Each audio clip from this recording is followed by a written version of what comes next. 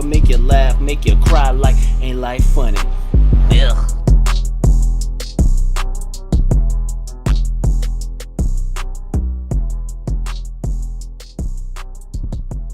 You kind of caught on to my secret, dude, because you said I look like Buffalo Bill from Silence of the Lambs, and I gotta be honest with you, dude.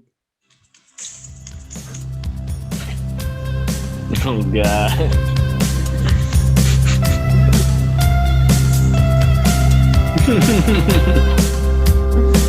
Dude, how dare you call me? See, like, are you thinking I look like that guy? Nah, you don't look like that guy. Don't get this dude. There for like 20 minutes waiting for you to get on this fucking call. Oh man, don't give this dude no time with Photoshop, man. Matt just will ruin your life, man. Like, Matt just secretly be sitting there taking pictures of people with his phone on the bus and then just Photoshop their face on shit later. That's my pleasure. It's my hidden joy, Aaron. I mean, why not put your face on Buffalo Bill from Silence of the Lambs? I mean, it made me laugh. Hey, man. It's really not that you look like that guy so much as just that, Aaron, I just gotta say it one last time. So, for anyone that didn't listen to the last podcast, welcome to this podcast, by the way. Welcome to Ain't Life Funny, episode 42. I'm here with Aaron. Aaron, how are you doing? It's Wacky Friday. Shit's going down. What's up? Oh my goodness. It's like the fact that radio stations still exist that do that, it's like, who is listening to this, man? We're here with the Q crew. Like, I mean, it's every day. I mean, I guess you got to do something, but I mean, I don't listen to the radio. Music? Why pay somebody to go, hey, Wacky Drive Time, we're here with Bonnie. Bonnie, tell us how many queefs you can do in 2 minutes. Yeah.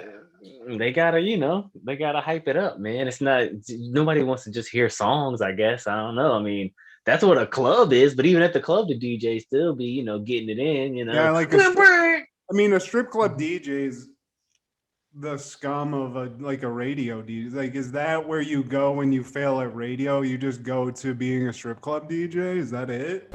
Hey, we want to apologize to you fellas about the stray dogs in the parking lot. Looked like one was giving birth. If you could provide it a happy home, leave your number at the coat check.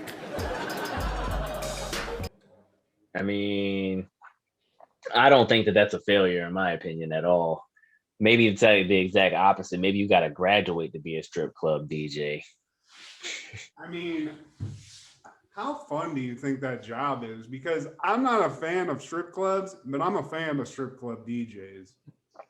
I mean, that's the best part of going to a strip. I mean, I love some ass and teas, but when you hear like a strip club DJ who's really on it, going, introducing strippers. Like, we went to one in Toledo one time when I was in college, and the guy's like, God's looking down saying, I did not make those.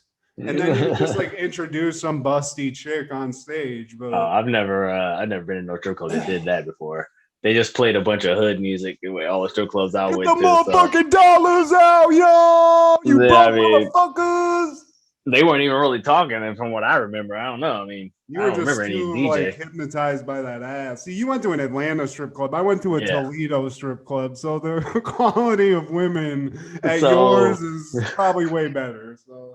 So the equivalency of the entertainment is like radio. You need the DJs to hype it up. Strip clubs, they need a DJ to hype it up. I mean, I guess everybody just needs a hype man. I mean, life is better with a hype man, I guess is what it is. If you had an and one DJ or the and one guy from the and one mixtapes announcing your life. Man, how great would that be? Like, oh, who pulling up in the car? Could it be your boy APZ? Oh, APZ. Oh, he just got facial. like document at a bank or some shit.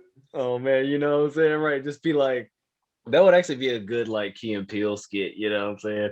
Where it's like this motherfucker getting his finances in order. Damn. Oh, what you know about IRA, 401k, all them letters? Oh, this motherfucking the Professor Part 2, he gonna do your taxes and get your finances in order. Damn. be cutting the grass. Be like, cut that shit. Oh, go. He edging down. I know Kendra is like, what are you doing?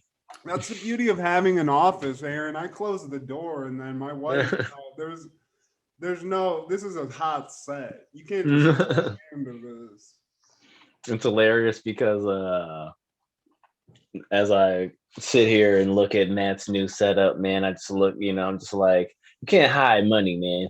You know what I'm saying? Like, that's number one that you got to realize, y'all. It's like I be talking about him when it comes on, only because he just be so fly that it's like you got to, just throw a little bit of hate on him. Let me just be honest with you today. I'm wearing a dress shirt, a collared dress shirt. I'm telling you, man. And to use a little like meme culture, you said there. Well, let's actually be honest. You didn't say I look like a child molester. You said, and I quote, "You don't look like a child molester." There's a lot of child molesters who look like you. So right away, I don't know how I'm supposed to take that, but to use meme culture, I took it personally. I got to fucking comb my hair, put a dress shirt on. He wouldn't have got a stylist, y'all. Like, I'm trying to tell you, man, Matthew came up, y'all, like in a matter of minutes. He was like, I just only been out here looking like this because I'm just chilling. He's like, y'all just don't know. It's like, don't let the streets of LA get none of this juice. I don't have pants on, but that's a whole other thing, so. All right, Tobin. Don't get caught up, man. The camera is rolling. I was thinking about that the other day because somebody else, like I think actually a woman got busted that was a teacher for like fingering herself while she was in like a Zoom call. But in that way, I don't know whether it was like because there was just like she had like that kind of sexual relationship with the kids and she just got caught, or if it was she was just supposed to be teaching. But dude, I'm on Zoom calls every day for my job. Never once have I been like, you know what? Even if I wanted to like put the screen off, I've never been so fucking horny. Maybe that just speaks to my sexual libido at this point, but I've never been at the point where I'm like, you know what? I can't. That's not normal, man. That's like some level of addiction because it's like maybe because they always get on the computer and always look at porn. So it's like they're on the computer in a Zoom call. So just out of reaction, it's like, well, I got to look at some porn. You know what I'm saying? I'm on the computer. Like, that's the only thing I could think. Because, like, to me, like, how are you even getting turned on in a Zoom call? It's like it's almost the opposite of a turn on because you're sitting there looking at people and talking to people about things, you don't really even want to talk about really necessarily, like, like not in these Zoom calls, but, work and stuff. Like, yeah, I'm not. I'm not in the middle of a sales call and going, man, I wish I could make this sale, but before that, I need to just shoot a load off, or I need to just get this poison out. Poison doesn't make sense. I don't get. I wish I had teachers back in the day that were hot and were willing to do that on camera. But as far as me and a call for even between us, like we're friends, but I've never been like, you know what, this is a casual conversation. I'm just gonna turn my monitor off real quick and just fucking bust one out while we're having. You got me cracking up because now I'm sitting there thinking like. You said you never had a teacher hot enough. Like, would you have ever banged a teacher in your past? And like, I did have some good looking teachers, but like, even if they did want to get with me, like, I don't think I would have did that because I would have been just, I don't know. I feel like back in the day, like I would have been scared as a kid. I don't think I would have did that shit. I'm trying to like think through. There was one Spanish teacher I had. Or just even if a hot teacher wanted to bang you back in the day, though. I mean, it depends on how. First of all, I didn't have any hot teachers through my history. Me neither. I can remember. But if I had a hot teacher and she wanted to bang me when I was in high school or something, fuck yeah. Okay. See, I was thinking more like middle school. So if anyone wanted to bang me in high school, I would have been like, yeah, let's please do this, please. But see, I'm thinking more like middle school age, you know what I mean? Because like that's when they be doing when it be happening like 14, you know what I'm saying? Like I guess that's a freshman, you know what I'm saying, in high school, but that's a young kid, man. I Like mean, that's like dude, I was watching Playboy Channel when I was like 10. So anytime after like when I actually produced nut to bust, I probably would have had sex. You know, like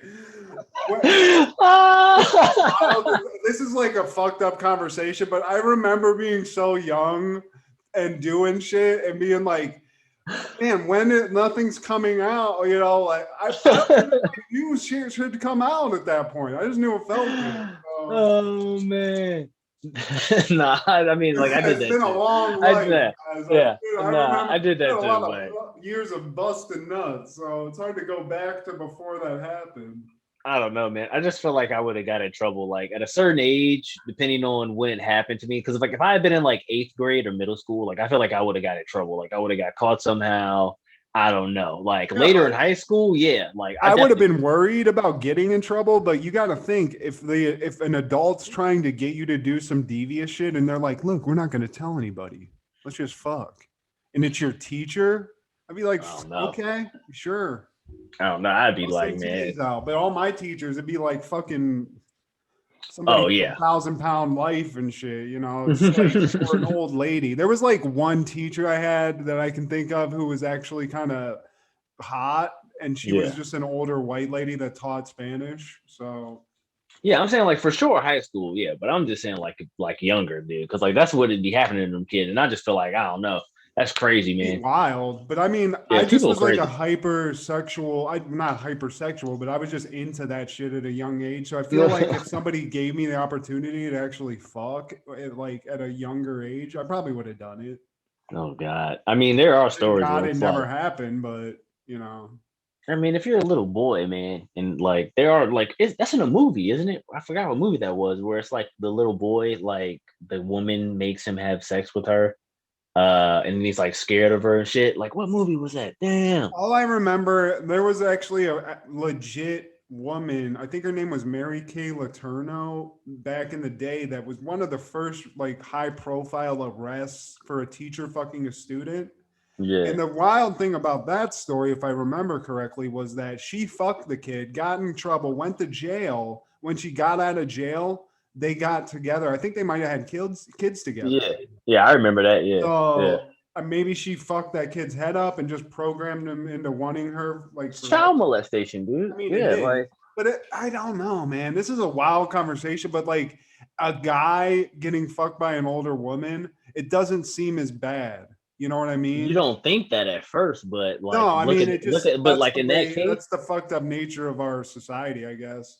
Yeah, but like look at it in like that case. I mean, like that woman was a teacher, dog. Like she got a house, she got a car, you know what I'm saying? Like she's picking this kid up, taking her to her home, you know what I'm saying? Like if it had been reversed, people like that guy would have been locked up forever, you know what I'm saying? Like that's what's really crazy about it. But like people don't look at it like you said, because it's a woman, everybody's like, well, it ain't that bad. It's like, yeah, it is, man. Like that's a grown ass woman, man. Like just imagine how much smarter you are than a fucking 18-year-old dude. Like even at 18, you think you smart, you know what I'm saying? Like really think back on that, and then now look at yourself and just like, oh God, I could have told myself anything at 18. You know what I'm saying? And I would have fucking went along with it. Yeah, you know what I'm saying? Like that's what's crazy about it. You know what I mean? And even 18 to me is too young. You know what I'm saying? Like that's kind of nasty, depending on how old you are. You know what I'm saying? But like they be making it sound like younger chicks before. Like I dated young, and that's even weird. So to be a teacher and have like authority over a kid and be like, "We're gonna fuck now," yeah, man, it's pretty odd. But if you think about like, here's a funny thought experiment. Think about the reaction of like if you're a cop or a dad, say, and your son has sex with an older teacher, or you have a daughter, the same dad, and she has sex with an older male teacher or female. I feel like as a dad of a son who has that happen, you're going to be like pissed because of I would be mad, dog. But at the same time, there's a small portion of you be like, all right, bro. Like as long as it wasn't some crazy, you'd be like, I don't know, dog. I'd be kind of pissed as a dad. I don't know. I don't want to joke about this, but I'm just saying, I can see myself being mad that's a fucked up moray, like tableau in the U.S. culture where a young dude fucking an older woman, not really that big of a deal. A young girl fucking an older dude, huge deal. I think that's weird, man. I don't know. I think it's messed up both ways. Like, I feel you, you know what I'm saying? Like, I would be way madder, you know what I'm saying, as like the dad, obviously, of a daughter, because You want to kill also, the guy. You well, would also want because to kill the guy. yeah, but I mean, I would still cuss that chick out too, though. That's what I'm saying. Like, I would definitely call it a B word. Exactly. You know what I'm but saying? then you Like, I turn would around definitely and be like, you get your son, you'd be like, bitch, do not ever come near my son again. Fuck you. You're a fucking monster. But then you turn around the son and be like, all right. no, because then you're reinforcing that shit. He's gonna do it again. Then he's gonna keep banging that chick. You're a terrible parent. You're a terrible parent. Well, Aaron, I can't have kids, so I guess that's a good thing. God said, you know Like, what? oh God. No go on the fucking kids for this guy. So basically, at the end of all this, for all the listeners out there, we've concluded that. Don't summarize. Okay, good. We'll leave that on the table then, because that was going to be an awful summary for you. I just want to say it was not looking good for you there, buddy. There's gonna be a lot of bleeps in the first minutes of this podcast. Yeah, you might want to listen to this one when It's like edit. it's like the episode of SNL that Martin Lawrence did back in the day, where they let him do some of his monologue, but at a certain point when he started talking about like women's pussies stinking, they were like they just cut to a screen that was like, at this point in the monologue, Martin Lawrence detailed the cleanliness. It's so fucking funny, dude. Something else concerns me, and it hurts. See, I'm single. I'm a single man. I don't have nobody. I'm looking for somebody. But I'm meeting a lot of women out there, and you got some beautiful women. But you got some out there that I gotta say something. Some of you are not washing your properly. At this point in his monologue, Martin begins a commentary on what he considers the decline in standards of feminine hygiene in this country. Although we at Saturday Night Live take no stand on this issue one way or the other, network policy prevents us from rebroadcasting this portion of his remarks. In summary, Martin feels, or felt at the time, that the failure of many young women to bathe thoroughly is a serious problem that demands our attention. He explores this problem, citing numerous examples from his personal experience, and ends by proposing several imaginative solutions. It was a frank and lively presentation, and nearly cost us all our jobs. We now return to the conclusion of Martin's monologue. Well, look here, y'all. We got a great show for you tonight, because I'm here. Oh, man. I think I have seen that. That's honestly, they scrub most of it. You can't even really find it anywhere, I think. You have to have like a tape of it, because they legit, when he did it live, and it was the full episode, but they cut that whenever they replayed it, like the monologue. Yeah. But most of the shit that they did was just him, like, he does one. Remember the character Matt Foley, like Chris Farley's like, in a van down by the river. Yeah. Well, they do a skit where they're doing like Scared Straight in jail. He's always looking for a new wife. My man just finished a week in solitary, eating nothing but coffee beans. A straight up OG of Cell Block 3. Give it up for my man, Matt Foley. How do you do this, Sean?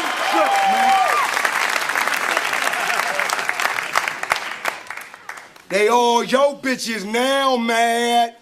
Well, I was watching I'm gonna go ahead and put it on blast, that Tiffany Haddish thing. And I actually want to give her a shout out, because that joint was really deep. That, like, if you watch her little Netflix thing, it's all about how she went and found, like unknown comics of people that she liked or whatever, and put them on stage, gave a Netflix special, which is kind of dope. That, yeah, you know what I mean? Like, it's kind of like some Russell Simmons type stuff, but you rarely ever see a comedian do it for other comedians. So I was like, that's kind of dope that she would do that. And it was a lot of people. Like, she had like Tony Woods come up there, you know what I'm saying? And like Tony Woods. Was Ian Edwards in that? I don't know. I don't think he was. Maybe I don't really remember people's names. You know that. Yeah, but he might have been. Yeah, I saw the pictures, and that is kind of a cool move she did. Kevin Hart, I think, tries to do that a little bit. It's crazy. It's black comedians, because they're the ones that have to try hardest to get those specials. So I think it's cool to see the ones that get so big realize, like, hey, I can actually get these people a special that they'd never get a special otherwise.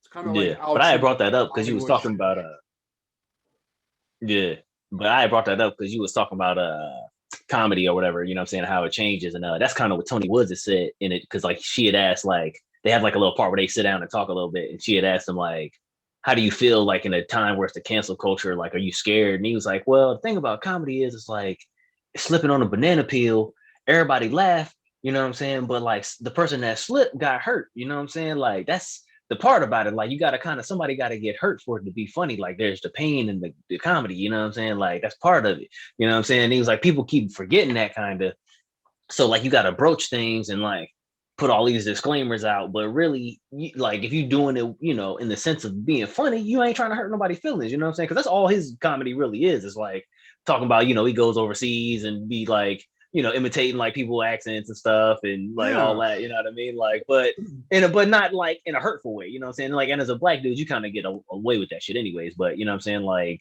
a white guy probably couldn't do his routine, I feel like, you know what I mean, and it'd kind of be messed up a little bit because then they'd be like, oh, that's racist, you know what I mean, but really I feel like it's kind of all in fair, like, because like I don't be getting mad when I hear like white comedians say like certain black jokes and stuff, because I feel like, you know, it's funny to hear a white person's perspective on that too, you know what I mean, like because for years like in comedy though, that's something that I get in arguments with a lot. Like I've gotten in arguments with my wife about this and with other people where they do say things like, oh, he shouldn't say that, it's comedy, right? Like remember when we can go like two different examples, but like Tracy Morgan had some shit where one time way back in the day, but even before he had that accident, somebody asked him, what if you had a gay son?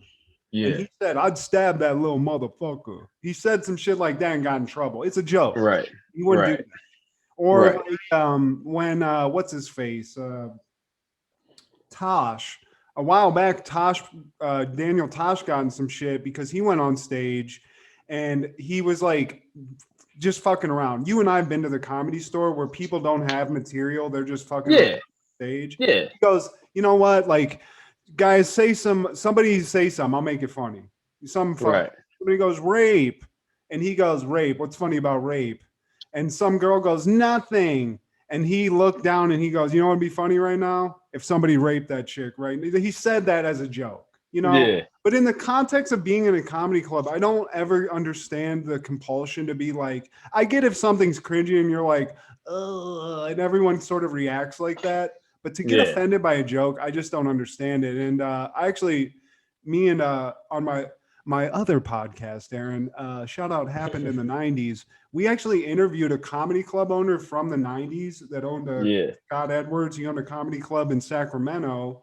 Mm-hmm. One of the first actually in the United States. But we were kind of talking about that off camera about he doesn't actually own a comedy club anymore, but he did. And the time he did was like Sam Kinison, Richard Pryor, those people. And I was asking him, you know, what do you think about now? Would you want to own a comedy club now? Or do you think that what you're seeing in comedy do you like what you see? And he's like, I always will love comedy. But he said that the comedy he grew up on was, you know, people pushing boundaries and people, you know, getting up on stage and in the context of being in a place where everyone's having fun and laughing and making crazy jokes, they would just say crazy fucking shit. You know, they would do those things. And it's almost to point out the fucked up nature of society in a way. But, you know, it was interesting to hear him because he almost seemed to think that like now he couldn't exist because he kind of indicated to me and to my, the co-host Steve, shout out, what's up, Steve? That, you know, he would encourage that. He would encourage the open micers to go out. And even if it was a fucked up joke, he's like, don't worry about your language. Just say what you're going to say. If you're not just going out and like spewing out hate and shit. And it's like, you either have to set up a platform where it's kind of an enclosed environment where everyone knows that you're doing that, like a Legion Thanks thing where, you know, I like that podcast, but they'll say whatever. And it's white guys, like Jewish guys, a Puerto Rican guy, but they'll say the N-bomb, they'll say whatever you're not supposed to say because they're calling themselves the most offensive podcast on earth. Right. So, it's weird. It's like, I always thought comedy was the idea. to go up on stage and say those like fucked up things you say to your friends in like behind closed doors that you wouldn't necessarily like say to your mom. Well, what I think it is that there's different styles is what people have to understand. You know what I'm saying? Like everybody don't play basketball the same, you know what I'm saying? But they all be on the court together. You feel me? So like, whereas you might be more of a power player and your jokes, for example, would be more, you know, hey man, white people do this and black people do that, which is offensive. You know what I'm saying? Like that's an offensive joke to tell, like to white people, especially because it's like, you know, you basically just being like, I love ladies. it. You know what I'm saying? Like they're funny ass jokes. I mean, but they're easy. They're, you know what I'm saying? And they're in every club, you know what I'm saying? And people don't ever say nothing about it because you're doing it from the perspective of America. And we all understand that, you know, there's inequality and all that. Like that's part of what the joke represents too. You know what I'm saying? Like all those things, you know what I mean? But also that's what the pain in the joke is. Once again, like somebody got to get hurt. You feel me? But then there's like the little fidgety comics too that come out there and, you know, will make jokes about napkins and shit, like, you know, like I'm trying to think like an example, like who's that Mahoney guy kind of where, you know, they'd be like, you know, they'd be like, my grandmother calls me Jonathan. John, and my mother. Yeah, you know what I'm saying? Like stuff like that where it's like wholesome, but at the same time, like edgy, but like it's just it's like airplane or like cruise ship comedy shit where you could take your mom to go see. Right. I went to a show like different that in Virginia when I was with my parents. It was a Christian comedy show. Right. But it was literally the same jokes, just tailored down to the people that were listening, you know, like older people and whatever. So right. But that's what I'm saying. But like people, I guess people don't realize or understand that exists. So like there is going to be like a prop comic that comes up. So like Carrot Top comes up to open, you know what I'm saying? And then like boom, boom, boom, he tells his shit. And like this probably would never happen because like they try to make shows based off the styles, you know what I mean? But then like you might have like an oddball comedian come up at the comedy club and then he does his little oddball shit and he's like, I'm stuck in traffic and, you know, telling shit like that, just observational shit. And then you'll have a cussing hardcore, you know, motherfucker comic that comes up and then like he says something and you get mad all of a sudden. It's like, I'm not here to make you laugh though. You know what I'm saying? Like people like me that are uptight and tense find humor in this, you know what I'm saying? Like this is my style or whatever, you know what I mean? Like I don't think you should get mad at someone for trying to experiment in that though, you know what I mean? Because then you're trying to be like, it's a comedy club, you know? Well, you wouldn't tell nobody not to 360 dunk, you know what I'm saying? Like because it's like if that's what you feeling, so it's like if that's his move and he's trying to do that and he wants to be in that lane, do it. But also as a comedian, you have to understand in that lane, you got to deal with some people getting offended, you know what I'm saying? But like, because you're doing offensive comedy though. Yeah. Like that's what this is. You feel me? Well, and also like the degree, you got to understand, but you know, we've been, like I said, you and I used to go to the Comedy Store. I still, when it was available to go to, we would go, me and my wife. And essentially the Comedy Store, for people who don't know, is a comedy club. You pay one fee and then anybody could come in. You'll see 10 comedians back to back to back. And now it's headliners and like these A-list comedians. But every once in a while, you'll get somebody who's a door guy or just a, you know, and you see the difference. And for like me, I understand being, you know, offended at words and not wanting to hear words said in hateful ways. But when you're in a comedy club, you got to understand those guys are up there, those ladies are up there just to make you laugh. So if they're saying something, it's not like Kramer shit where they're just out there to fucking say something insane on stage in a reaction like that. There's the people who do dirty comedy or you know, whatever you want to call it, they have a higher degree of difficulty because like you said, the comedians who are just doing what's the deal with airplane food, there's no offense to that unless you're the guy who cooks the airplane food, and then that's, you know, small percentage of people getting mad at that. But when you say some shit like whoever you want to say that's a dirty ass comic, you know, a Louis C.K. or a fucking even a Kevin Hart or something or Dave Chappelle, whenever they say the offensive thing, there's so much higher degree of difficulty to do that. It's almost like, why wouldn't you, if they can do it, cool. Well, what they do now is they're not going to be a successful comedian. You know what I mean? Yeah, well, what I've seen they have to do now is they have to put the disclaimer out. You know what I'm saying? They have to give like the mini joke in order to give the big one. Because like even Dave Chappelle will be like, well, here we go, you know what I'm saying? Like, y'all might not be ready for this one, you know what I'm saying? Or like, you know what I mean? Like, kind of have to get a layup first in order to open the door, just for people to put their guard down and be like, oh, he gonna say something shocking here, you know what I mean? But like, that's what comedy's supposed to be, you know what I'm saying? Like, Richard Pryor didn't have to deal with that. Like, he could just be like, you know, motherfucker, like, you know what I'm saying? Like, and people was just like, oh, damn, he's shocking the whole time. But like, I love it, you know what I'm saying? Because they had never seen nothing like that before. Now it's like, you're trying to tone that back when in actuality, only at the verge do you ever get anything. You know what I'm saying? Because like maybe that same guy that says the most offensive thing also says the funniest thing later on. Yeah. Or the offensive thing like, he says, if you can take away the automatic like woke reaction to hearing offensive words and just listen to what they're saying. Sometimes it's just fucking funny as fuck, no matter what, you know. And right. And like I said, do it well, truth to it sometimes.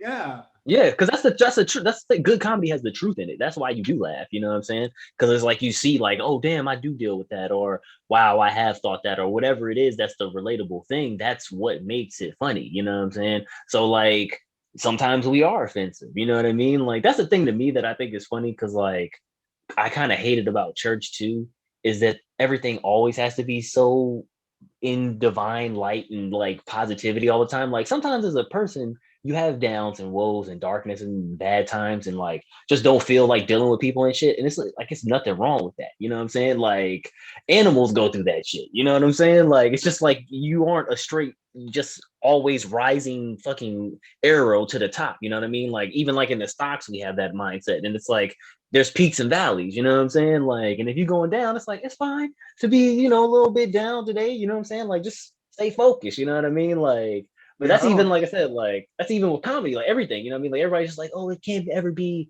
nothing. We don't want to talk about the bad and whatever. It's like, well, then you won't ever solve it then, you know what I'm saying? Or deal with it, you know what I mean? Plus, it's not like they're not on the news, you know? These are not people that are demanding the social respect of like a president of the United States or somebody like a teacher even. It's like they're fucking comics. They're the people, they're dregs of society. They're degenerate. Like just to imagine like being really hurt by something Kevin Hart said to you. It's like, dude, you're fucking 4 feet tall. Like, get out of here. Like, I don't care about you. Like, or like Bill Burr's laughing at you. You know what I'm saying? It's like, I mean, yeah, they're rich dudes, you know what I'm saying? But at the same time, it's like, yeah, but you bald fuck. Like, I don't care about that shit. You know what I'm saying? Like you can get right back at them. You know what I mean? It's not like these are like you said, it's not like it's Obama or somebody. Yeah. You know what I mean? Like they demand your attention because you go to a comedy club or you watch comedy because it's basically known that you want to laugh. Like you're not going in there to analyze. This guy's saying racist things. Like, no, don't be in a comedy club thinking like that. Just listen to what he's saying. If you don't like it, don't laugh or leave. You know, I don't think comedy clubs are having like Nazi night here at the Comedy Store. Right. If you're a white supremacist, come down. You know, you're going to hear all the anti-black and Jew shit you can get your hands on. It just happen like that.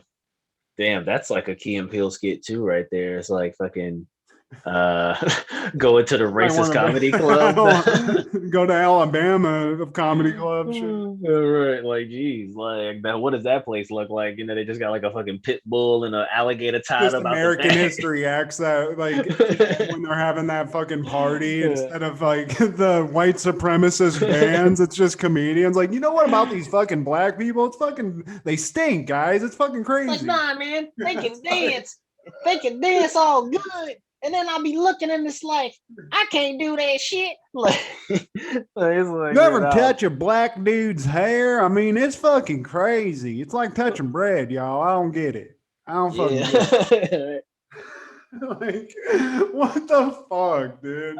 So I don't know. Like, I just thought that was interesting. Like, we got into that, and I just always, I don't know why I'm so defensive about comedy. Maybe it's just because I love it so much and I just enjoy it, but I do think it's kind of shitty that, you know, we're trying to, the idea is to continue to grow as a society in any way. And it seems like such a silly thing to get offended of, you know. Well, with me, it's easy to avoid listening to a comedian, you know what I'm saying? Like, for example, turn it off. Like, well, yeah, I mean, like, for example, like, I'm not really the biggest fan of like Ralphie May, you know what I'm saying? So it's like, I would see him sometimes and like, Comic View, and he would come on, and even then I'd be like, whatever, I see what you're doing, but it ain't really my cup of tea. So, because like my thing is like I don't really like fat people making fat jokes on themselves all the time. You know what I'm saying? Like I don't really like an argument with my wife about this. Yeah, what's his name? Lavelle Crawford. Like I don't really like his comedy sometimes have you seen too. Him? You know what I'm saying?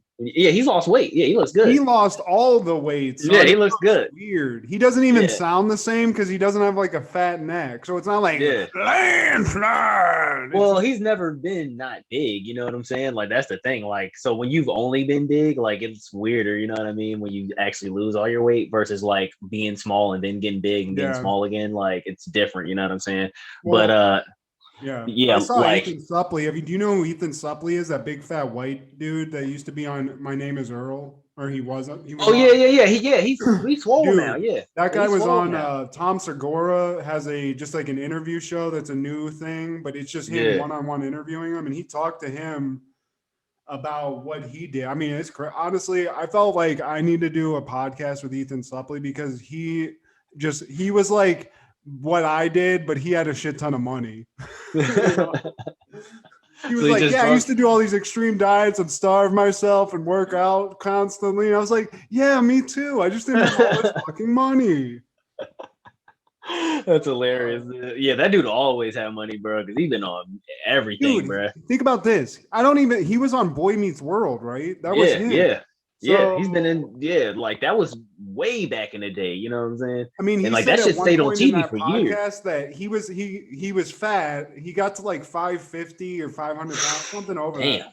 I got to 400 and some. That's my guess. But he said, I mean, he admitted it. He's like, at one point, I just like looked at myself and I was like, I'm fucking rich. So all he did was bike 8 hours a day every day.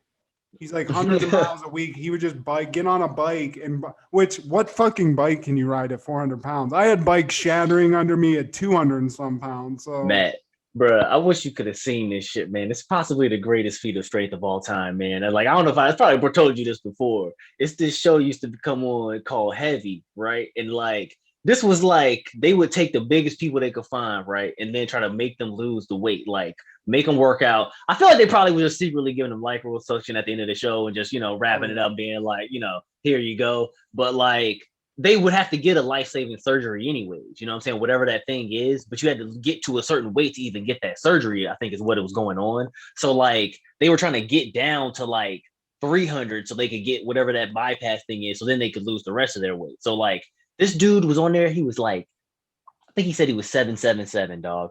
Like 777s, yeah, bro. And this dude, like, they take him to this beautiful resort with all the stuff to work out, swimming pools and gyms, but the gym is at the top of this hill. And this dude is trying to walk up there, and like this dude has never walked farther than from his car to the door to get food, you know what I'm saying, and go and lay back down, basically, right? So like this guy has this dude walking up the hill, and it's the biggest, swollest black dude you ever seen in your life, bro. And he's getting this guy like amped up, and he's like, "Come on, baby, let's go. Get up these steps, let's go." And the guy's like, I can't. Like he's literally going like 3 steps, dog, and he has like the rest of the hill to go. And this guy's like, "Come on, man, I'm not gonna let you quit." So he's like, the guy gets halfway up. He's going again. He stops and he's like, "Come on." So like he gets like maybe like halfway up the steps, and this dude is like, "I can't even get up the stairs. How do you think I'm gonna get in the gym and work out?" He said, "You know what, man? The mind is stronger than the body will ever be. And I'm going to show you and you going to believe." And like this dude literally like a fucking Baptist preacher, like puts his hands on this dude, grabs him, throws this man on his back, dog. What? 770 pounds, goes up the rest of this hill onto this man on his back. Gets this nigga to the first machine and goes, "Blow!" and throws him down. He Samwise Gamgee this motherfucker up from Mount Doom into the gym?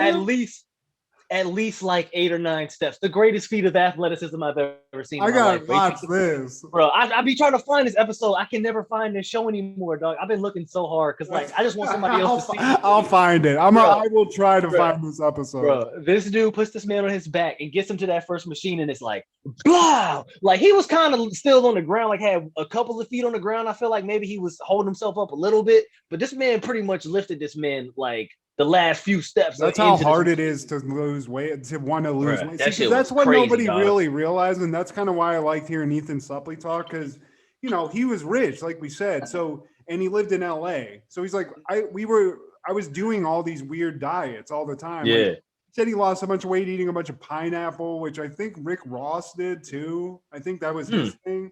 Well, it's not a lot of fiber, so you get full. Well, that's what he said. He would eat pineapple and then they'd load fiber into you, so you'd get it all like more fiber, like bran and shit. But yeah. So he did all those things, and he's like, he did kind of what I did, which, you know, you keep trying things or you keep talking yourself out of shit. And he's like, eventually my mind just said he was trying to like be with a woman. Like he had a girlfriend, but he's like, you know, I was thinking, what is long term? Because he couldn't sleep laying down because his chest, he couldn't breathe because he was so fat. Yeah, you get like sleep apnea. You get like sleep apnea and shit. Yeah. And he's like, I just basically had to switch my mind over to where, you know, all those things that were normal everyday things, like eating triple cheeseburgers and all that shit, it just became like it is for me now, where I look at a picture of myself and like think of the things I did, and I don't know that guy. Yeah. You know? So like to me, man, like I just have got blessed, you know what I'm saying? Because like I was someone that was getting overweight as a young kid, but then like started realizing that I felt better when I didn't eat certain things, you know what I'm saying? Which was just like a weird realization. Like I don't even know where that came from. Like I literally remember drinking some soda one day and just being like, I don't really like this. And then I just kind of didn't really fuck with soda no more. You know what I'm saying? Like for the rest of like my age, you know what I mean? And like because of that, I know I lost mad weight, you know what I'm saying? Because like I used to be like having like little titties and shit, you know what I'm saying? And all that when I was younger. Some tits, bro. Yeah. I had some fucking memories. But I never but what it is, what eating was supposed to be like, you know? Yeah, it's just the myth is all about being taught the right thing, you know what I'm saying? Because like that's what it is. Like if you don't ever do anything different, you don't know any better. Like, dude, like when I used to live with my roommate when we was at school, going to film school, like that kid would go and buy like, is that kid still Oreos? alive? I don't know, but like that dude would go and buy like mad Oreos and stuff. Like he would be like saying he's going to the store on his bike and just was straight up, yeah, he was like straight up grandma's boy robot status, but he was doing that. He straight up. He used to do Aaron's roommate used to do video game sound effects to his life, guys. That's how weird a guy Aaron lived with. Yeah, bro. I heard him come in the kitchen one day. Yeah, don't say his name, man. I didn't say his last name. Man. I don't know his last name, but yeah, I used to, funnier. I don't know his last name, but yeah, like I used to hear him come in the kitchen. He'd be like, I just be fucking getting it, dog. I'd be like, damn, man, like I guess he don't know I can hear him. I'm gonna just let him live. You know what I'm saying? But I mean, I used to do that kind of, you know what I'm saying? Like be hyping myself up, but like as a fucking kid, not as a 20-year-old kid. Yeah, I wasn't busting no moves at that time, but I mean, you know, to each his own. But yeah, man, he was doing that. And but like I remember he would like going shopping though, man. He would just buy like Oreos and soda, you know what I'm saying? Like maybe get like a sub, you know what I'm saying? Like he would get not fat though. He was not fat, which was he was. Yes, he was, bro.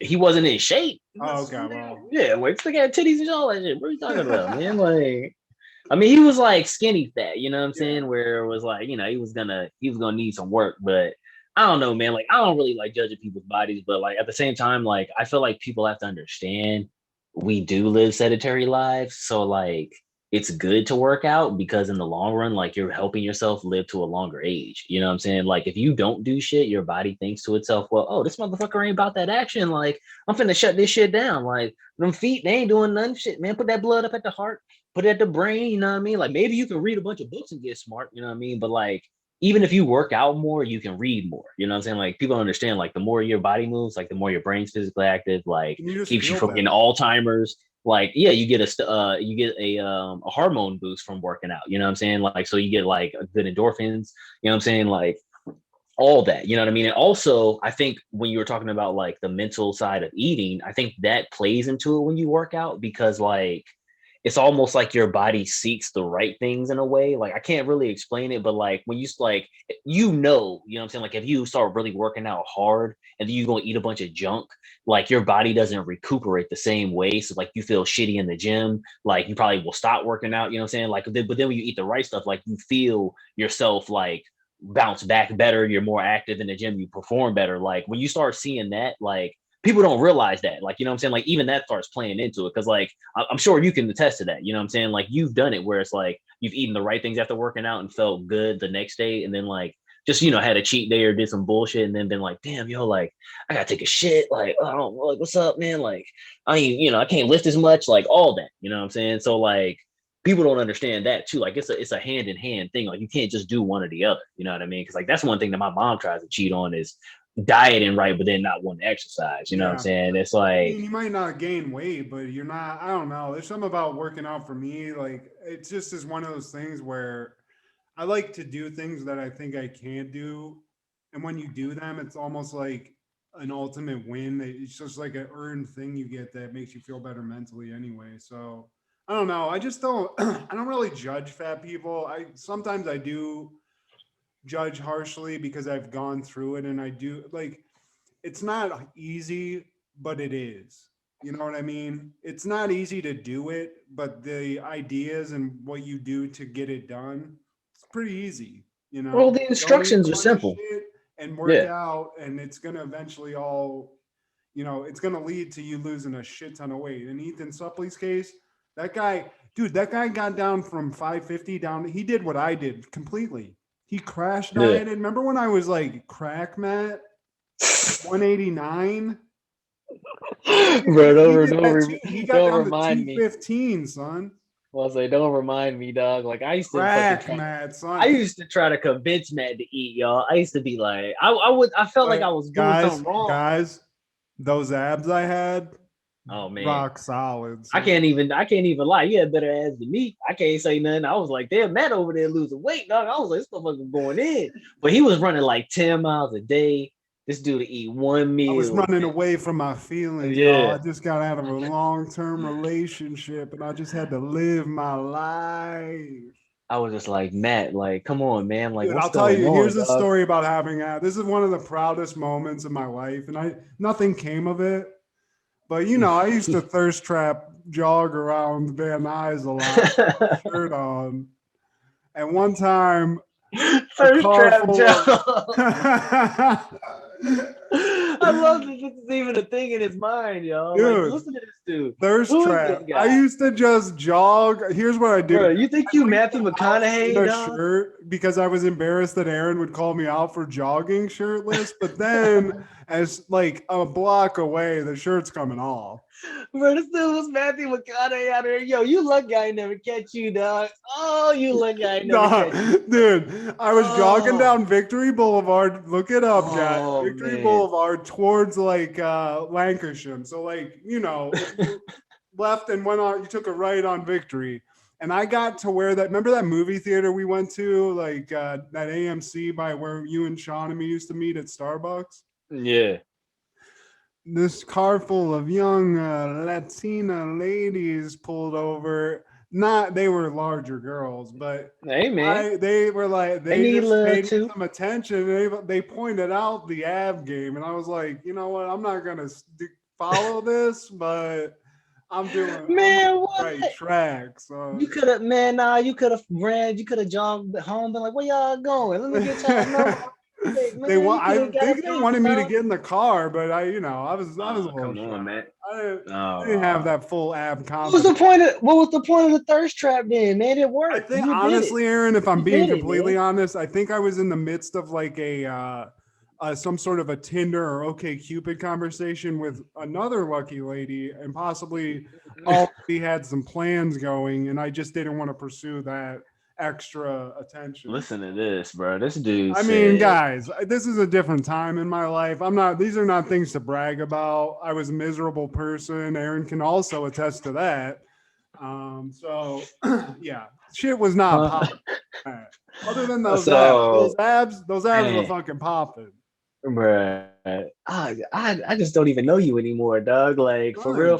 Like, I used to peel that thing off, like block away, or you used to see me come home from work because eventually, like I would just we had no money, guys, so I was either get weed and buy a bus pass and not jog home the 4 miles it took. So every day I would jog home from this shit job I had, and God, dude, so douchey. I would literally take the shirt that was on me, it got sweaty. I would put the front over my back, like, put it over my head. So I had like this weird bra. Dude, no, I don't know why I'm sharing this. Cut this. We're cutting this. You know what I'm saying, man? Because like this is the thing is like I would see you come home, you know what I mean, and be like, I just assume, it's hot out there, so I'd be like, okay, Yeah. like, but I thought that was like after strenuous, arduous time of trying to keep your shirt on, you know. I what mean, I mean? was, but those Saturday jogs when I would just leave from the apartment and just go jogging, that was a thirst trap situation. Oh, he said, he had a different, spring in his weekend, y'all. I'm about to give me some pussy. Different spring in his step on a Saturday jog. Listen to this. I mean, hey, man, it must have worked. It must have worked, man. Shoot. See, what happened was I got skinny, and I eventually did meet my wife, so it did work. But there was a lot of questionable dates that I had to get through before that. You jogged past Kendra's house with no shirt on, before, because like your job was from that direction. So like subliminally, she had seen you. You know what I'm saying? She said she didn't, but I think she did. Subliminally, she did, man. Because like your brain be picking up shit that you don't realize it be seeing. You know what I'm saying? Like it's like on some Inception shit. You know what I'm saying? I mean, her window. If she like took her trash out or something, she could have seen me jog by, and that probably happened where she was like, "Who is that? Just cut up white boy?" Nah, you was running and you was like, "Hey, everywhere you go, just flexing them ass." I was waiting. I did it in the evening too, Aaron, to get that overhead. I mean, shadow. you was in Cali. You know what I'm saying? So hey, man, to each his own. I feel you, bro. Muscle Beach and all that. So do your thing, man. I was trying. Here's my alternate plan that I also maybe never told you about. I was just gonna keep working out if I did meet a girl, and eventually just start doing low grade pornos. Why low grade? That's all you were gonna shoot on. That's all you were gonna shoot for. Like just me saying, just a single guy, just me maybe busting or OnlyFans. I would have been rich. Matt thinks he's Dennis Reynolds in his mind. He just has sex memoirs where it's like that is amazing, bro. No, like I can say I've never jogged thirst trapped, unfortunately. Now I feel like I'm not living my life to the fullest. Like your life, maybe I need to just go. Just keep getting those up, and when this is over, man, it's fucking like 23 degrees outside. I'm about to go jog right now. You get a lot of attention, but I'm about to go right now. Medical professionals, once you get frostbite. Shoot, I'm about to be like, hey, look. I got a couple of lines. You're probably doing great now. I mean, you're actually working out during quarantine. Half the people that you might have been interested in pre-quarantine now probably look like potatoes and fucking, beans. See, man, I got swole and then I got this job and I ain't been eating enough because I've been working so goddamn much that I've been losing weight. So once I get my schedule right, which it's finally calmed down now, I should be getting home like watch out, ladies. 4 hours earlier than I have been, probably. You know what I'm saying? So like all's good, you know what I'm saying? Like I'm gonna start getting swole again, and then they gonna really be hurting because now I get cardio throughout the day when I work, and then I get to fucking go home and just fucking get fucking. That was the best, dude. When I was when I lost all the weight, like initially, I moved to Virginia and I didn't have any resume of anything other than working at like a gas station. So I took manual labor jobs. Like I worked at a steel factory and like tied rebar frames. So it's like hard, work. But when you get those jobs where you're basically, you're doing something manual, but you're like lifting all day. I mean, that's probably where I got some strength because before I lost weight, I never worked out other than playing basketball and shit. So there was no muscle. So I think that probably did me some favors too. So like, you probably just don't have to deadlift if you're lifting a bunch of heavy shit. Just, work those vanity muscles, man. I don't even be lifting no heavy shit. Like, that's the thing that's funny about it. Aaron Austin will be out there soon. The only thing I kind of do is push heavy stuff. You know what I'm saying? But other than that, like, I really don't do anything heavy. Like, it's all just lifting probably like 15 pounds at once, and then that's it. So, I mean, dude, I'm about to cake this money up. cake this money up, get swole, go to the casino, you know what I'm saying? And that's gonna be my thirst trap. I'm just gonna hit the craps table and be like, kiss on these dice one time. Get like, don't wear like normal clothes. Get like a vest, and that's it. But like, Oh have yeah. a couple of buttons pop. So, Oh you yeah. know, Chest hairs out, all that. that, bro. All I'm just that. helping Yeah, you out. Like, I'll Yeah, come, you know. Kendra will come, and I'll just, we'll be like the wing. I'm gonna get my hair braided in just like one long, beautiful, luxurious braid across my chest. Wow. Stop playing. Whoa, we're going artsy here.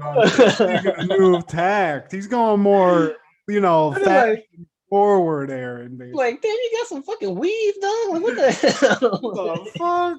Is that motherfucker French or some shit? Oh man, yeah, dog. Like I saw saw European. I swear a bunch of people used to tell me in LA when I was thirst trapping, when I used to meet people like on dates, they'd be like, I thought you were a European guy. It's like, oh, okay. I don't know what the fuck. I mean, in LA, everybody always wants you to be something different. Like, it's the same thing in Florida, man. Like, in Florida, everybody wants me to be a Spanish person so bad. Like, I've literally had people thinking that I'm like their cousin or something. You know what I'm saying? Like, they're like, man, you Puerto dog. What the fuck? Like, I've literally had people be like calling me their brother or something. It's like, no, like, I don't fucking know you, dog. Like, Spanish, motherfucker. Yeah, it's like, no, I don't. I'm sorry. Like, get away. Well, speaking of Florida, Aaron, great segue here. We're gonna shift gears. Did you see the trash Super Bowl? I didn't actually watch it, but I knew what was gonna happen. Because I saw that Kansas City's offensive linemen had all gotten hurt. And one thing that you should always kind of bet on in football is whoever got the best defense going into the football game has the best chance to win the game, because that's usually how it goes. Like, you can look at like Steelers Cardinals Super Bowl, you can look at Patriots, motherfucking Atlanta, Ravens, any Ravens Super Bowl, right? You know what I'm saying? Like, you can go down the list of just like mad teams that, like, when the defense stepped up the best, or like somebody got a turnover in the game, all that matters in the Super Bowl, because it's only one shot. I didn't realize that I just haven't been paying attention to football like that, but I didn't realize they had all those fucking studs on defense. Like, they even had Jason Pierre-Paul and shit. Like, that was like one of their trasher dudes, and that guy's a beast. So yeah, mad people kind of got there, but they also drafted a bunch of young dudes that came up and started playing good, because like they had got this linebacker, I forgot his name, that was balling. Like, I saw that, like, because dude, it was the same thing when remember when Cam Newton played the Broncos that year, and it was like the Broncos stomped Tom Brady. Oh, and everybody was like, I was like, I told somebody, wasn't that Von Miller years? Yeah, bro, yeah. And I told somebody, like, they was talking about, everybody kept saying, I think Carolina gonna win. I was like, bro, I don't know if y'all saw what Von Miller did to Tom Brady, but nobody could block that guy. I don't know how anything gonna be different in this next game. Like, you can't tell me. This is I was gonna say to Cam Newton or Dwight Howard, but to me, Cam Newton is the Dwight Howard of the NFL. Say what you will about that. I mean, he's had more single success, but he's a quarterback. He's gonna have success if he's athletic, but he's never gonna win a big game. Well, in Dwight Howard's defense, not that he has much to defend, because like he did start off great though. He got a team almost to the finals, you know what I'm saying? Like, all that. Like, I give him his props on that, but like, here's where I kind of give him some leeway, is that he really got hurt. Like, he legitimately like had to get like back surgery and shit. Like, so people kind of just like brush that under the rug, like, oh, you big, like, man, fuck that, crying about your back like you a bitch or something. It's like, this dude had to get a back surgery, dog. And like, that changes everything. And when you're really big, people beat up on you. You know this. Like, when you're a tall guy on a basketball court, like, you get slapped more, you get hit more. Like, Shaq even said that. He was like, man, they be calling this shit Hack-a-Shack like this shit is a game or something. You know what I'm saying? It's like, it still hurts when you hit me. You know what I'm saying? Like, that's funny to hear, Shaq. It still hurts, y'all. I mean, I heard him say something to that thing one time. You know what I'm saying? Where he was like, I still bleed. You know what I'm saying? Like, it's not like this shit is just like funny or whatever. You know what I mean? I'm not really saying that Dwight Howard wasn't an amazing athlete. I'm just saying, and it's the same thing about Cam Newton. When you look at him and when he came out and did so good, you expected so much more of him, and then to see what he turned into, regardless of injury. I mean, Cam Newton can probably say the same shit. Yeah, that's what I'm saying. They just never lived up to their potential. And I think Cam Newton, the thing about him is he's in a way more aggressive physical sport than Dwight Howard is. Right. But I don't know.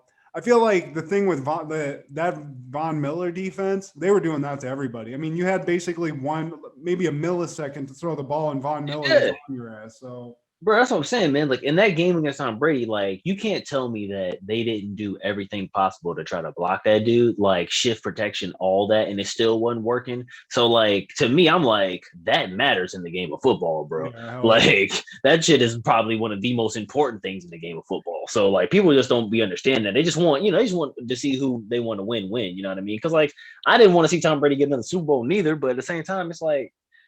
I didn't really see Kansas City doing anything to stop them, dog. You know what I'm saying? Once I saw that defense. Second half, I was like, this is over. Once they came out in the second half and there was no change at all, all credit to Mahomes because like there's a still image of him throwing a ball from a complete like lateral position. Yeah. He jumped and sort of like dove forward and threw a ball. That kid is amazing. So it's hard. But yeah, right. it's offensive line things. You can't really fix that in just like the course of a week, bro. It's so tough, man. And so like Brady, I don't think it's fair that he got to have Gronk again because regardless of how Gronk did most of the year, that dude stepped up in the playoffs. And to have somebody just come in and be like, oh, I want to play again, and it's Gronk. That guy's a fucking huge giant. To have him as a tight end, even if he's not full Gronk, he's still a beast. And he fucking killed in the Super Bowl. So I don't know. I like Bruce Arians, so I was kind of glad they won. I just, it is what it is. Tom Brady's the greatest quarterback of all time. So it is what it is.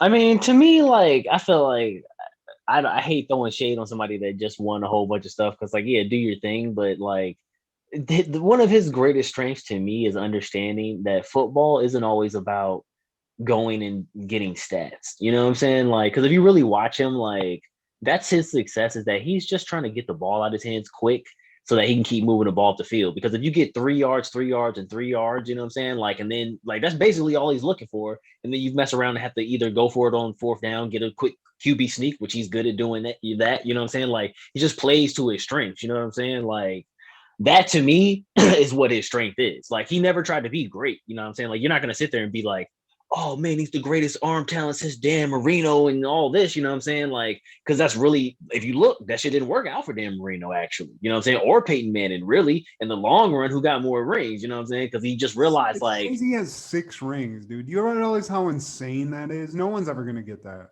Dude, doesn't he have 7 now? No, I think he has 6.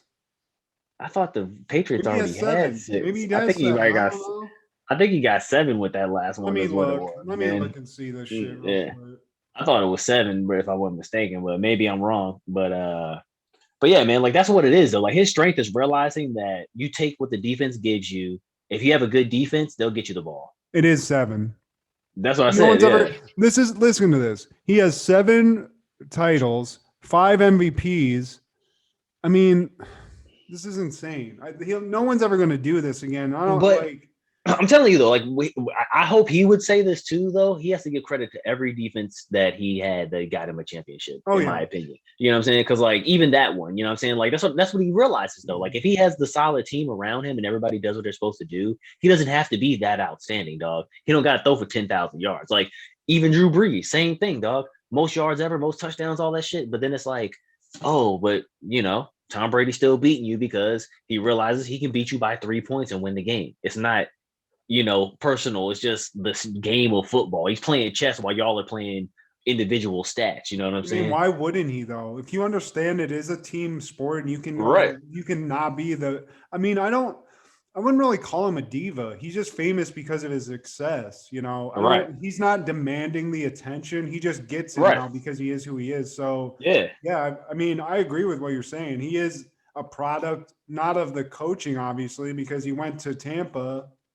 and he did exactly what he always does anyway. But he did what he does, and it's what you said. Just stay within yourself. Yeah, just stay within yourself, man. It's like as long as I just got to manage the offense. It doesn't matter who gets the ball. Like, y'all got to chill. Don't be mad. I ain't throwing you bombs. Because, look, that shit tears every team apart in the long run if you really think about it.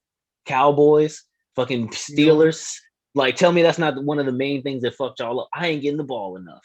It's That's one of the that. main, I mean, always that. And it's getting always. more like that. Like, because those are the personalities that always become famous. The Browns, you know what I'm saying? Like, you can go down the list, dude. Like, it's some crazy shit. Oh, the Atlanta.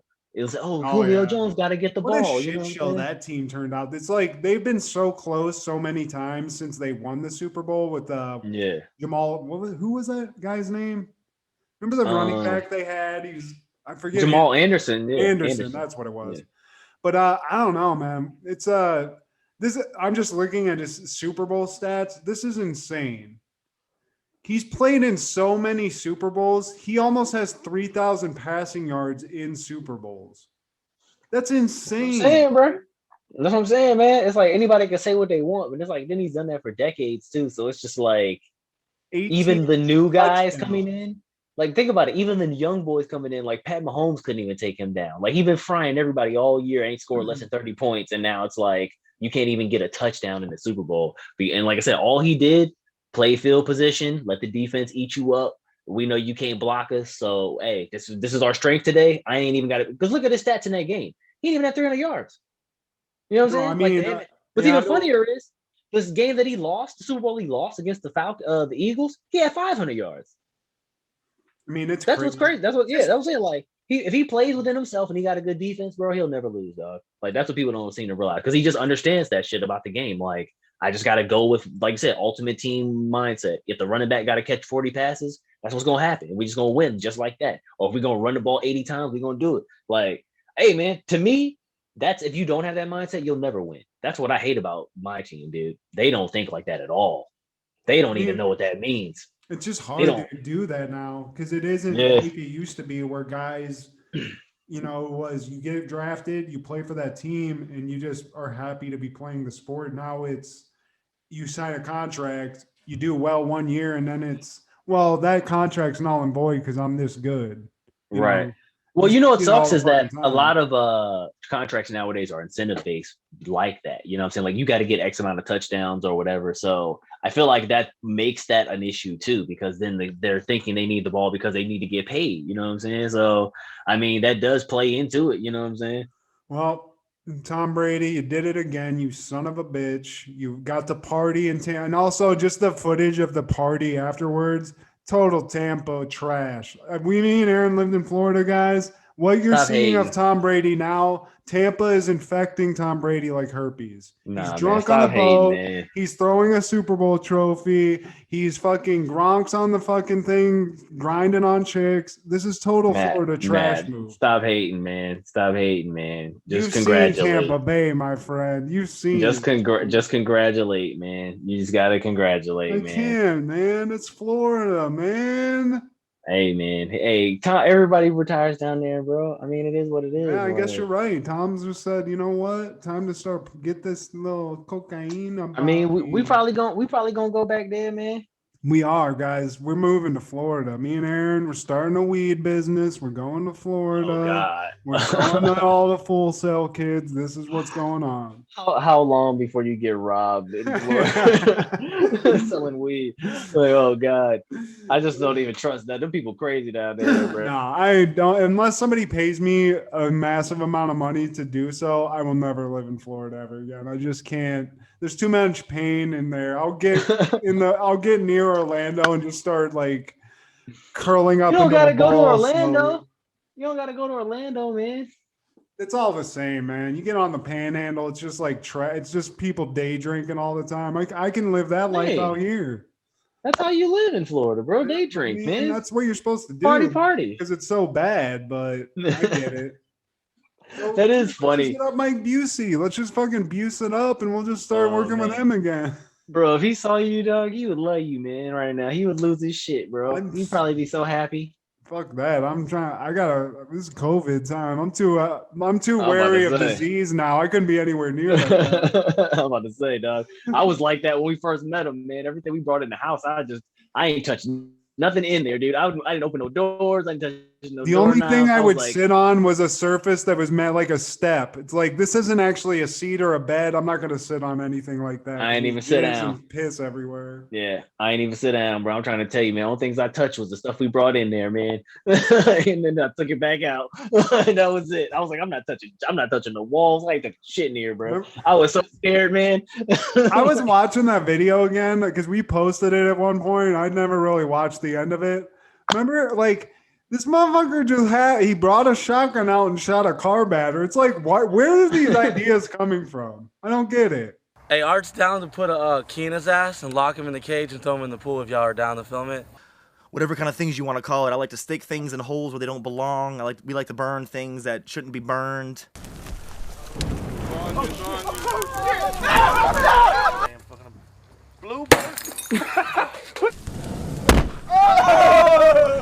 Hit the deck. Hey. Oh, okay. Oh man. But yeah, man. I mean, that was wild times, and yeah, I don't know. Florida, Tom Brady. I think it's gonna start, wearing away like that battery acid that came out of that battery. Tom Brady's just gonna start, he's gonna start getting like little cuts and shit on his face. You're gonna be like, what? Tom looks like a cokehead now. See, I think what's really got to happen is that Dak Prescott is going to somehow recuperate and make the greatest resurgence on the franchise tag, take his team all the way to the Super Bowl and hold Jerry Jones at the court of the people and say, pay me now, motherfucker, pay me now. I mean, and then he's going to give it the biggest contract in the history of the NFL.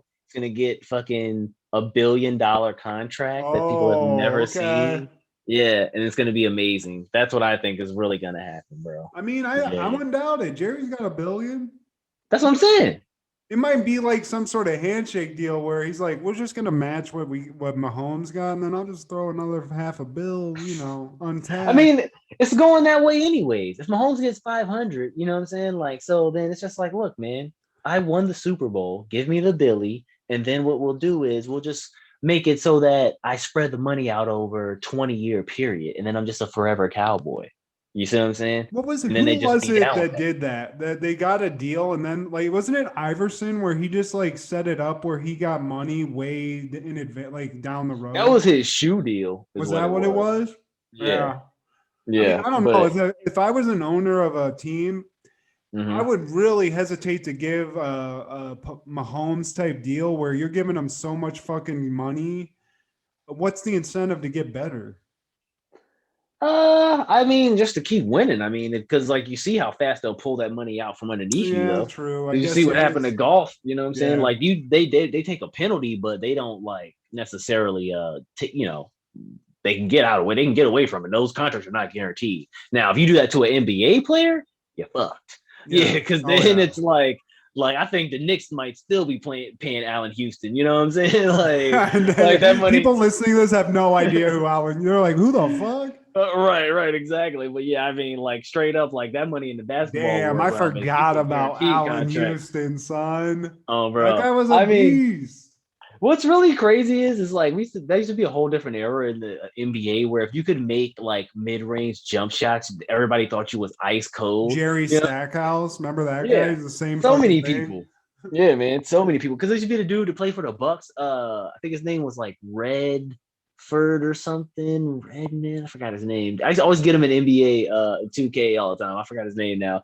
But like he could like just pull up from anywhere and like he would always make the 2-pointers in the game because he had like a 99 2-point stat. And I was just like man, there was a 2K game where Kyle Korver, he wouldn't miss a shot. Yeah, I would pick the 76ers because Kyle Korver, I just go Korver, and he would. I mean, everything would go in, and it would piss people off. So I mean, like Steph Curry doesn't miss free throws in the video game. If you watch like stuff like that, it's just like, come on, man. I was like, I just don't like basketball. Basketball games suck now. They're all fucking glitchy. Just like that Jedi game that I got. That shit fucking sucks. Yeah. Well, I mean, once you play a really good game, it fucks your head up because then you're like, damn, man. Like every game should be this good, but some of them aren't, man. But Well, Aaron, You know what? We wanted to do a short one, so I'm gonna Yeah. leave the. I had one other thing I wanted to talk to you about. That's a Netflix documentary about this hotel called the Cecil in LA. I did watch that. Yeah.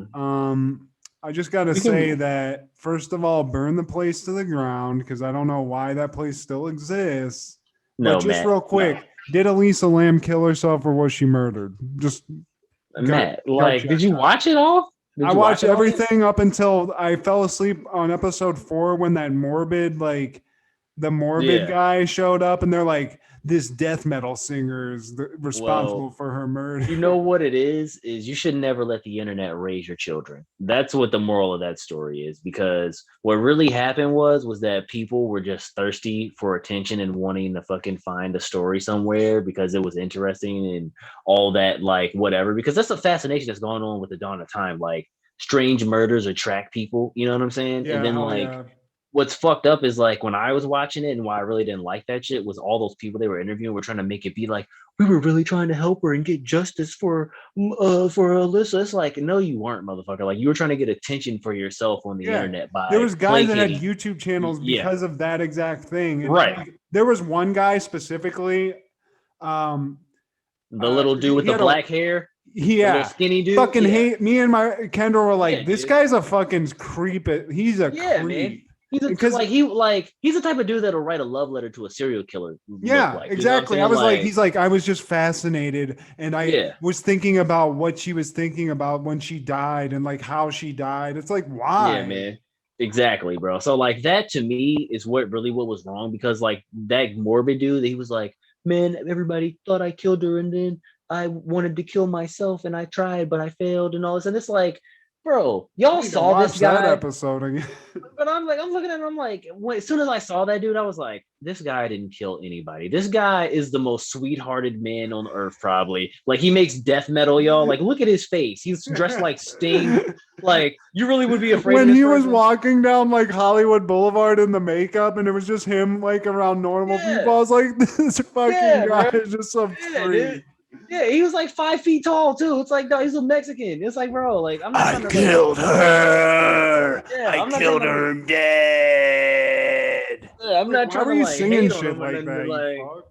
yeah, it's like, bro, like, this is a little Spanish dude. Like, what are Yeah, y'all he's trying like to, 5'5". like? Yeah, I'm just looking at him like, y'all think this dude killed this girl, man. It's like, come on, man. This guy's playing at this, you know what I'm saying? But it just was weird, man. I just thought it was funny, but that's what it was. They just was thirsty to find something. So it's like anything that you throw a dart on the wall. It's kind of like, I don't want to bring them up, but it's kind of like one of them Trumpists, though, man. You know what I'm saying? They hear every conspiracy to the point where it's just like, you see, and that's why, and Obama's a Kenyan, and this and that, and then it's just like, bro, you just sound crazy at this point. Like, just stick to one thing. Like, prove this point first. You know what I'm saying? Like, because, like, then they were like saying, because if you really listen to that, what sealed the deal when that fat dude was talking? That was also the internet whatever guy. The and he was internet sleuth. Right. And he's like saying, well, the thing that got me was, how did the lid get closed? How did the lid get closed? And then the little groundskeeper of the hotel is like,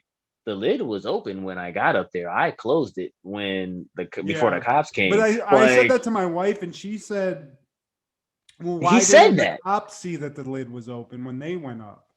Because the dude said he closed it. Like, he closed it when he found. Okay, got yeah, the Mexican dude that was the groundskeeper straight up like said it in the very first scene that he's in. He says, I go up there, the lid is open.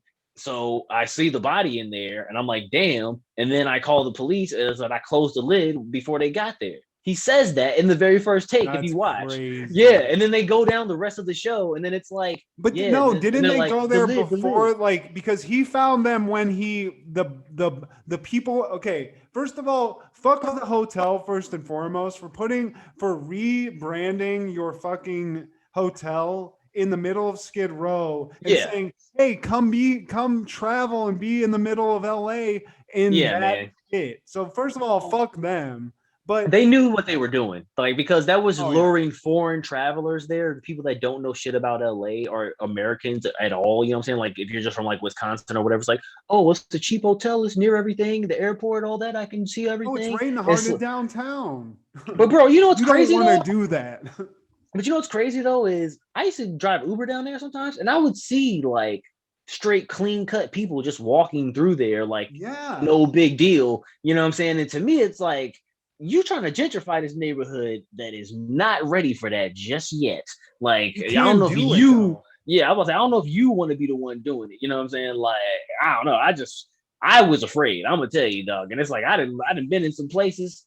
That shit, I would have not got out of my car. And it was literally like a little like 5-foot girl just walking down the block, like with headphones in, minding her business, not giving no damn. I was like, okay. If I get driven to a place, like let's say I've never been, I'm that whatever the couple was, you know, like we saw it was disgusting, whatever they were from. Right. If I'm them, right, I get off a plane in LA and somebody drives you there.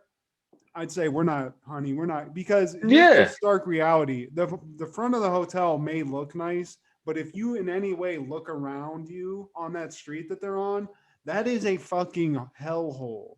Like you can't walk out of there without stepping over at least some needles, some blood, probably some guy passed out on the street. So I would never stay there. So those people, I like fuck the hotel, but that thing to me was just I never got to the last episode, but to me it just seemed like some chick that either was off meds. Like they said she had no drugs in her system. Like when I saw it, I was like, oh, this chick just took some fucking like PCP and was what it was. I mean, if you want to watch it. But what it was that she wasn't taking her medicine. That's what I'm saying. Yeah, exactly. Yeah. I'm saying and then she had like an episode. Ingest fucking acid. She just jump into the fucking thing or anything. You know? Nah, she was losing her mind. You know what I'm saying? And like, what's sad, man, is like I've seen someone do that and didn't know what it was because I had never seen that before. And then when you realize what it is and you've seen it, then you can recognize it and be like, oh, this person needs help. You know what I'm saying? But like when you don't know what it is, it just seems so surreal to you and you don't know how to react and you're afraid kind of because like it's someone that you know what I'm saying, that was cool, you know what I mean? But then like now they're like a totally different person kind of, you know what I'm saying? And it just like doesn't seem like something that happens to like, because you don't usually see that, you know what I'm saying? But like it's a real thing, dog. Like I'm telling you, because like I've seen someone go through it and like once they get their stuff right and their medicine together, like they're fine. But if they don't, they'll hurt themselves, they'll do all that, you know what I'm saying? So like that is totally likely that she could have did that shit, you know what I'm saying? Like I don't want to sit there and be trying to side with the police all 100% because like whatever, like I'm suspicious of all things, you know, I'm conspiracy man, but to me that just looked like a chick that was off her medicine and unfortunately hurt herself, and it's sad. But what's fucked up even more is that all them people try to make something out of it, trying to sit back and be like thirsty to try and ridicule somebody and all this. And it's like, you are not an investigator. You know what I'm saying? Like you're sitting there watching the video. You only have one video and then just a bunch of posts she did on Tumblr and shit. Right. Hold on 1 second. Give me 1 second, Aaron. Oh my God. Sorry, dude. No, that's cool. Well, I was gonna say we could go and wrap it up anyways, and maybe just try to edit it. You know what I'm saying? But I mean, I'm gonna edit those parts where you're like the interruptions, but everything else, fuck it, man. We just out here, dude. We just out here free balling. Oh, okay. You again, you did say you didn't have guys, any pants on. I don't look like a pederast, okay? Whatever Aaron's trying to tell you. I'm very professional looking today. We don't show video, but I look great. I mean, I concur. I can't even hate on you, bro. Do your thing, man. I appreciate it. Thank you. Stop hating all your lies. But guys, this is appreciate you listening. This has been episode 42 of Ain't Life Funny. Aaron, say goodbye to everybody real quick. Adios, amigos. See you later, y'all. Peace. Yeah.